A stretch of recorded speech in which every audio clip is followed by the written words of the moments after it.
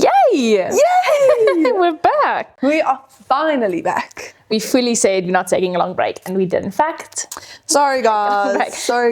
It was much needed, but it was much needed. There were a lot of things going on. Traveling, our schedules just didn't line up. But we're here now. We're back, and I think we're both feeling so much better than we felt. What is it now? 4 weeks ago? I think so. Yeah. 4 weeks ago.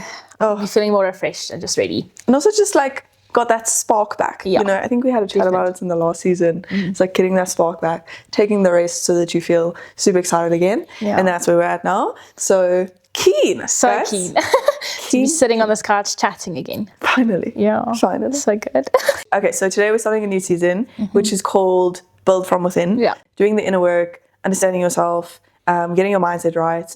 And like we speak about it a lot, but your mindset will dictate your success or your failure. And it's a big part of it. Yeah. And I think a big part of our journeys over the last few years, which is why we have this podcast to talk about our 20s, what we've learned, and everything we've just figured out along the way. A big part of that was our mindset and really like aligning it with where we want to go. I think we underestimate the power of our mind and the power of the way we think about things, the way we think about ourselves, about our journey, how you can limit yourself mentally, but also how you can empower yourself and empower that success. That's what we want to focus on this season.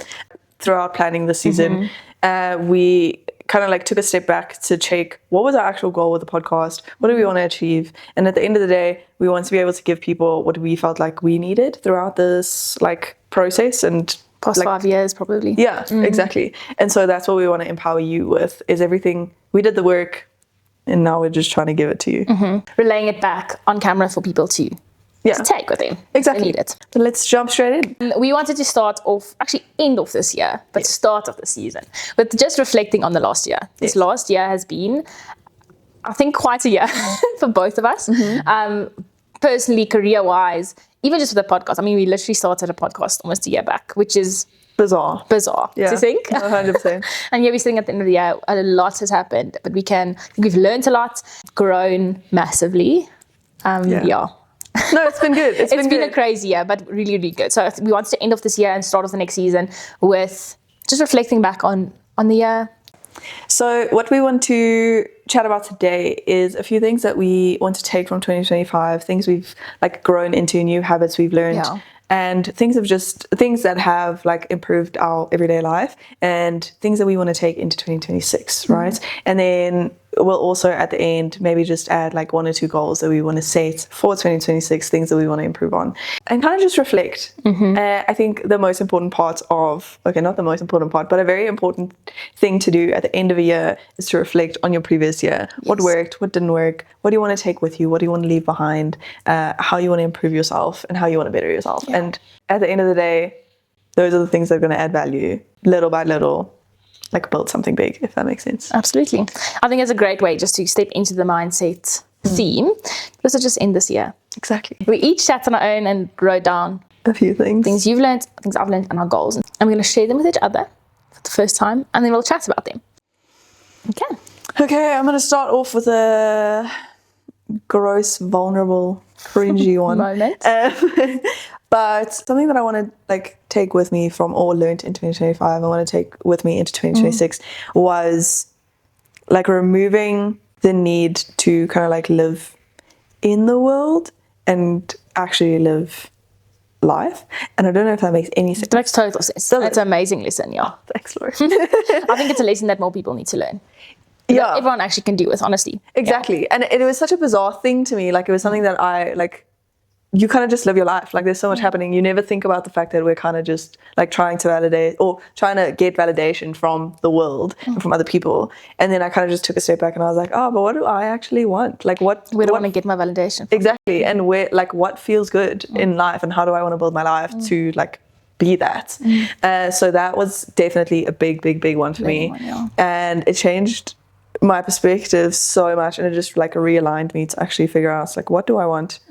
I think we so easily chase validation from random people or from social media or from colleagues at work or like your neighbor, but I think every now and then it's good to like take a step back and realize who actually matters, what actually matters, and what am I trying to build and why do I care about these people's opinions? So, and also think that if you realize that everything in the world, especially big brands, companies, whatever, they're trying to, obviously, like, it makes so much sense for their marketing strategies to convince you need all kinds of worldly stuff and all kinds of whatever. And that you're not good enough. Yes, if you don't have that, right? Which, again, I completely understand the sense of marketing, but to take a step back and to realize all of this is just temporary. Yes. This whole world is just temporary. Our lives and your life does matter, and what you do with it does matter. Yeah. But it's all just temporary, and to really be intentional with what am I part of, what I associate myself with. Yeah. I agree. That's a beautiful lesson. Thanks. Thanks. Okay, go ahead. My first lesson was that you can't control everything. I realized this year that and it stems from a lot of things that I've, kind of like how your life plays out and whatever, that I really love to control everything in my life. Yeah. And I think a lot of people have that same urge. And someone explained to me that control makes us feel safe. Yes. So knowing what to expect and knowing, okay, I'm in control makes us feel super safe. Yes. But it's not natural. Like, we aren't meant to be in control of everything. I'm sure we would be made very differently if we were meant to be in control of everything. But it took me 25 years to realize, because it has become so part of my everyday, how I function, how I think about things, that I want to feel in control, that I needed to learn this year that you can only control what you can control, and you need to let go of a lot. Yes. And you can't control everything. And a lot of beautiful things in life aren't meant to be controlled. And like surprises, I hate surprises, but I'm learning to love surprises, because stuff like that, it's supposed to be fun. Like the unknown and the intention behind it is so beautiful. It should be so fun. But because I really like to control things, my brain does, I don't find fun in it. But I'm learning to find fun. I'm the exact same. Yeah. It's people have had surprise parties for me, and like I had a plan for my day, right? And then I was excited about the plan, right? Because that's how I mentally prepare myself. And then you change that. And obviously you put a lot of effort in. You put all these and people. Love that. No, it's amazing. It really is. It makes you feel so special. And then I get there and I'm like, oh, so none of my plans are happening today. Which I'm not, like, I don't want to sound ungrateful, but my brain just doesn't really work with surprise. But I'm getting better. But I completely agree with you. It actually, like, I feel like it touches well on my next one, which is stop trying to force everything. Okay. Because I think sometimes, because we want to be so in control and we have this like vision of where we want to be and like how it should look and like, how it's supposed to feel and whatever. And then when you get there and it's not that, and you just keep forcing it and you keep forcing it and you keep forcing it. And I think that's something that I want to take. No, I want to take it into 2026 to stop forcing things, because it's just not worth it. It's not worth it. It actually isn't worth it. And it's painful because you get yourself so excited about things and other people just don't see the vision. And that's fine.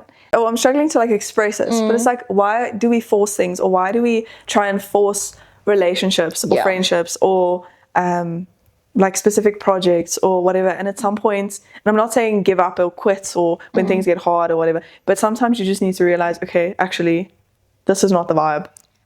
Stop it. Or it's just not made for me. Exactly. And that's okay. It doesn't invalidate who you are. It doesn't invalidate your skills or whatever. Like, it's just, some things are meant for season, some things are meant to be forever. Yeah. And there's so many factors like, attached to that. 100%. Yeah. No, I agree with you.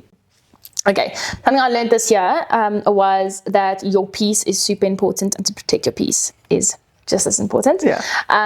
Which there's a very fine line for me, because I think some people take it like to the extreme where they're like, it's just me and it's just my peace I'm protecting, and like, yes, screw everyone else. Like, exactly. I'll be inconsiderate if I want to be inconsiderate. Exactly. Sure. That's not what I mean. What I mean is there's a certain age reach, and I feel like I've reached this age where you are allowed to say, this doesn't serve me, or to set boundaries. Yes. Okay.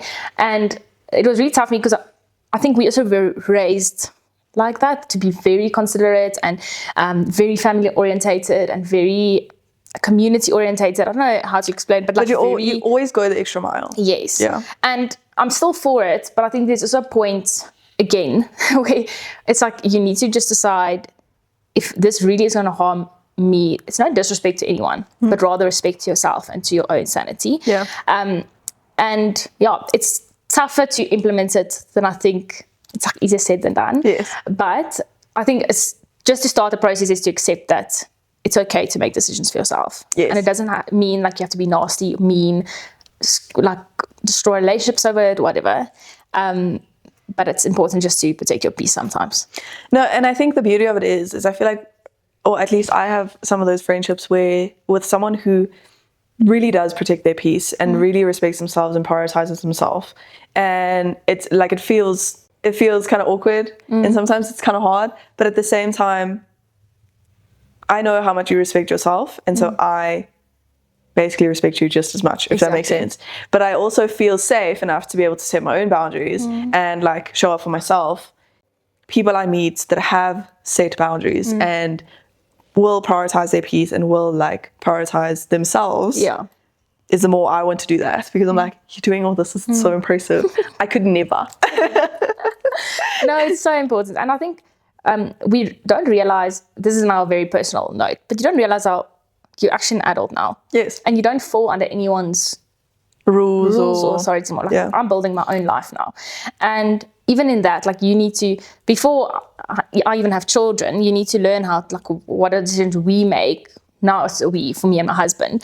But even for yourself, like what are the boundaries and safe space and things you're not going to allow in, just to protect yourself, your relationship, and the life you're building. Yeah. Yeah. No, exactly. But it is, and I think, so this is where the tough part came in. I think a lot of, on social media and stuff, I see at least on TikTok especially, kind of what I would call toxic boundary setting. Yes. People are like super selfish about it. And that personally isn't what I want for my life. And that's why it took me so long to accept that you can have boundaries and protect your peace.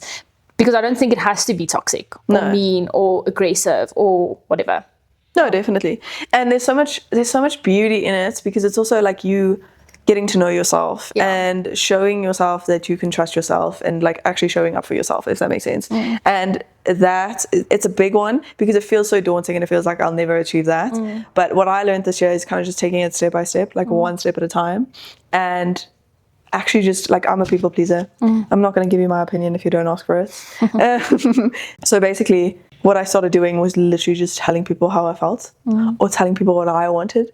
And it was weird. And I still sometimes don't do it. But it made a big difference. Yeah. It makes a big difference. Yeah. And so my next one is something that I want to take into 2026 with me that I learned in 2025 was, and this is so cliche, but genuinely showing up for myself. And this was through like creating hobbies or like getting back in touch with hobbies. It was through like prioritizing going to the gym. It was through prioritizing fueling my body and like actually like cooking real food, eating real food, drinking enough water, sleeping enough, prioritizing sleep. And once again, I know how cliche and pathetic it sounds. Like I understand, but I never understood the value of these things until I actually put them in place. And I would always also be like, oh, come on, like it's so like, just relax. It's not that deep. It is that deep. It really is. I feel a million times better. And life just feels better in general. And I think prioritizing yourself and showing up for yourself, it could be in a physical way or it can be in a personal way, like going to the gym or eating well or sleeping enough, whatever. But it could also just be showing up for yourself and setting boundaries. It could be showing up for yourself and doing hard things. It could be showing up for yourself and, you know, taking the leave, even if it's just for yourself, and taking the rest. It could be so many things, but showing up for myself is something that took me 25 years to start doing, and hopefully something that I will never lose, which, once again, I know, okay, I understand how cliche it is, and the more I speak about it, the more I cringe. But honestly, I think it's something a lot of people struggle with, to show up for yourself, because again, we're raised in this like world of, you know, being which is a beautiful thing, being selfless and being helping others, being there for others. I think it's such a special thing, especially the community we were raised in, like a special asset of our community still. However, there's a balance between like needing to show up for yourself still while showing up for others, because you can't show up for others if you can't show up for yourself. Exactly. No, and that's an ongoing lesson as well. Like you have to keep on. Exactly. Throughout your life. And it, like, you just build on it. I agree. My last lesson I learned this year was a big part of life is meant to be enjoyed. And Oh, I love that. That's so true. I think we get caught up in a lot, honestly. And I think when you see everyone else achievements where they are, what they're doing, like we kind of get lost in the chase.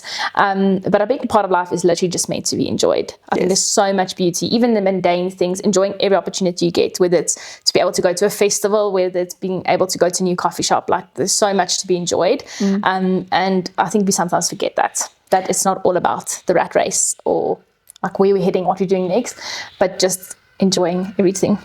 And it can even be like, it doesn't even need to be like new things or big things or, something that I learned probably last year was to actually start, and I've spoken about romanticizing a lot, but romanticizing the little things. And that kind of made me enjoy life a lot more, to make the little things like my morning coffee or coming home from work and just chilling or watching a movie or whatever, really like romanticizing that to make it special and to like actually enjoy it. Because I think we have all these mundane things that we do every single day, but we don't actually try and find joy in them because it's just something that it's added to the to-do list. Things, exactly. So I think that's a really, really good one, because it's just like it's actually just a reminder to slow down and be intentional with the little things and enjoy them for what they are. Exactly. I recently had some time to rest for like the first time this year, and it's been life changing. But it also just reminded me of that, where like I'm sitting next to the dam and literally all I can see is water, beautiful trees and pretty clouds. And they go to the most beautiful place in the world. Oh, it's so stunning. I love it. And then you're literally just sitting there and I'm just like, how can I be stressed? Like, how am I stressed every single day if this exists? Like, I understand that I can't be there all the time, right? Yeah, but that's the point. Yeah, exactly. That's the point. But why are we stressed when shit like this exists? Like, why are we get so stuck and so stressed and so like we take everything so seriously, but it's not what life's about at the end of the day. So yeah, no, I completely agree with you. Yeah. That's a really good one. I think the other thing is, I was actually chatting to Janelle this morning about it, but we pray and we hope for things, and then when it comes, we just stress over it. Exactly. And the thing is, like, I'm not invalidating stress, because honestly, there is a lot.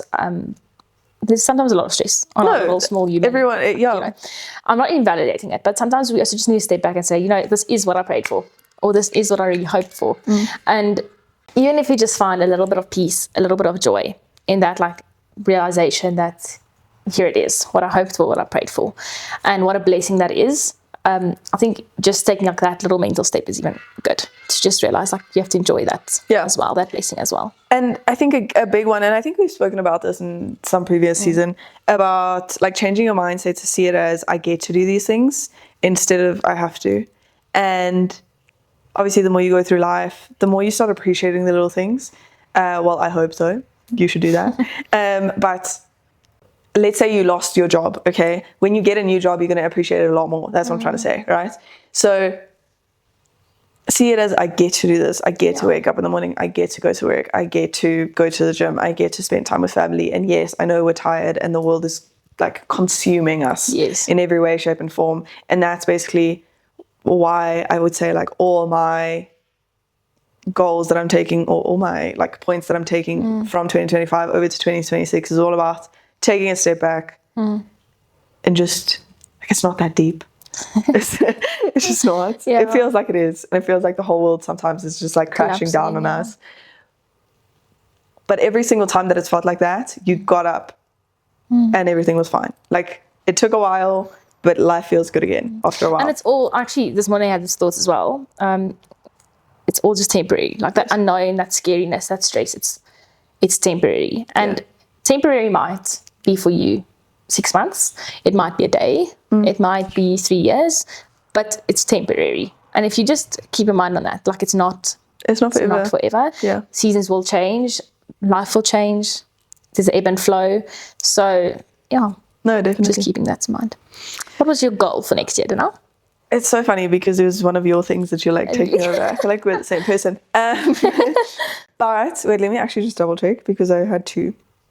Okay, well, I just mentioned the one and you mentioned the other one. Okay. So my goal for 2026 is genuinely to prioritize my peace and to stop taking life so seriously. And once again, I think it's so easy to fall in the rat race, in the mindset of, I need to be the best, I need to make this amount of money, I need to be good enough, I need to be pretty enough, I need this amount of likes on a post, whatever it may be. It's not that deep. Life is meant to be lived and felt and experienced. And I'm sorry, but I'm not going to experience that in an office. And I'm not saying I'm not going to work hard or I don't have a lot of career goals for 2026. I really, really do. But the path you choose. At the end of the day, my career is not going to be like the thing that's going to bring me the most joy. And yes, I want it to be fun. And yes, I want to be able to love my job. And I want to be comfortable and. But life is about the relationships. Life is about the love. Life is about the little moments. And that's what I'm chasing in 2026 on a personal level. Not trying to be the best or the prettiest or an influencer on Instagram, or you know what I mean? Like, it's just, I think that's my goal for 2026 is prioritize peace, stop taking everything so seriously, take a step back, rest, you're okay, everything's going to be fine, everything's going to happen like it's supposed to. But yes, put the work in. That's great. It's cliche, it's so cliche. Beautiful goal though. Okay, Laurie, tell me about your goal. My goal also kind of like clicks into one of your lessons this year, which I want to create a really stable routine for myself. But that includes building into hobbies and like taking time for myself. But just have a routine to ensure that my cup's being filled, things that I really want to do. I've been meaning to do a bunch of things that I haven't done. So kind of like setting time aside intentionally to do those things. Yeah. That's a very exciting one. I think that's one of the things that brought me the most joy this year is like prioritizing hobbies, getting back into those things. And it feels like you find a part of yourself that you lost. You know what I mean? Yeah. Which is really, really cool. But that's a really good one. That's really cool. All of that to say, this year has brought us a lot of lessons. And I think we're both crossing our fingers that next year will bring us more joy and more peace. Well, I don't think we have to cross our fingers. I know that it's going to bring us a lot of joy, and it's going to be super, super cool. Yeah, it's going to be a big year. It's going to be a big year. We're really proud of this year, though. I think we can both look back and be proud of where we are. I'm just proud that we made it through. Look at us go, Laurie. Woo! I really hope that this year, that you can also reflect back on this year and at least find some good things that just come out of it. Yeah, I think that's a big one that I also just want to like, the point that I want to get across is actually take some time to reflect on this year. And I've done a little bit of like work on that this past week to kind of like sit, reflect on it. What do I want to change? What do I want to leave behind? What do I want to take with me? And I think you can go into so much detail and build a vision board and build this and build that and really like align yourself to feel excited. And at the end of the day, I have this like hectic pet peeve when people say they can't start something new if it's not like either the beginning of a year or a beginning of the week or beginning of a month. Like, oh no, you know, I've ruined my diet on Wednesday. Yeah, so now I'm just going to leave it. I'll start again on Monday. Like, it's not really how it works. And it's there's so many days in the week. Like, you don't have to nominate It's kind of stupid. It's kind of stupid. You're delaying your own success. Sorry. But I think even if you are listening to this podcast or watching it later in the year, like, it doesn't have to be, you don't have to start, you can change your life at any point in time. You don't have to start in the beginning of the year on the 1st of January. It's not how it works. Because that's also like a Wednesday. So be careful. And you know what's crazy is I realize this with my husband's job doesn't stop over December and New Year's. Like, they literally get the 1st of January off, like that's it. And I'm like, it just carries on. Like, the year just flows into the next. There's no magical woohoo that happens. It's literally one day of rest and we're like back at it again. Yeah, exactly. So, 100%. We're excited to be back. Yes. With another season, and thankful to be back for another season. Yeah, no, very grateful. And yeah, thank you guys for being here. We hope you have a lovely festive season and we will see you next week. Bye. Love you, bye.